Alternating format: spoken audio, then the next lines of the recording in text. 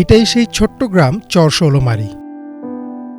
এখানেই জন্ম বিশাল আহমেদ জসিমের। পেশায় তিনি একজন সাধারণ শ্রমিক। গাছ কাটা আর সমিলে কাজ করেই তার সংসার চলে। কিন্তু এই সাধারণ মানুষটির হাতেই লুকিয়ে আছে অসাধারণ এক শিল্প।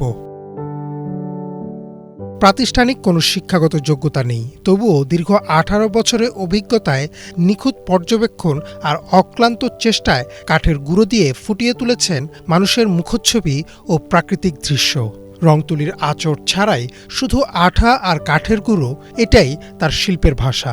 আমি প্রায় 14 থেকে 15 বছর যাবৎ এই আঁকার সাথে আছি।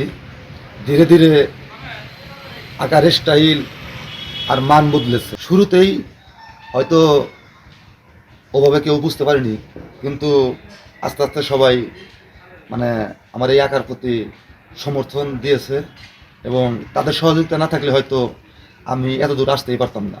তার তৈরি প্রতিচ্ছবি ও দৃশ্যের ভিডিও সামাজিক যোগাযোগ মাধ্যমে ছড়িয়ে পড়েছে। সাড়া মিলেছে দেশ বিদেশ থেকেও। অনেকেই তার এই সৃজনশীল উদ্যোগকে সাধুবাদ জানিয়েছেন। দেশে যে আর্ট করে এবং এই কাঠের গুঁড়ো দিয়ে এবং গাম দিয়ে, এটা আশ্চর্যকর একটা বিষয়। আমি সারা বিশ্বে যতগুলো আর্টিস্ট দেখেছি, আমার মনে হয় যে জসিমউদ্দিনের সাথে কারোই তুলনা করা আমি করতে পারতেছি না। অভাব অনটনের মাঝেও থেমে নেই স্বপ্ন। কাঠের গুঁড়োতেই তিনি খুঁজে পেয়েছেন নিজের ক্যানভাস। এখন প্রয়োজন শুধু পৃষ্ঠপোষকতা আর সঠিক প্রশিক্ষণ। সুযোগ পেলে রৌমারীর এই জসিম হয়তো একদিন তার শিল্প দিয়ে দেশকে দেবে নতুন এক পরিচয়। Desk report, Banglavision.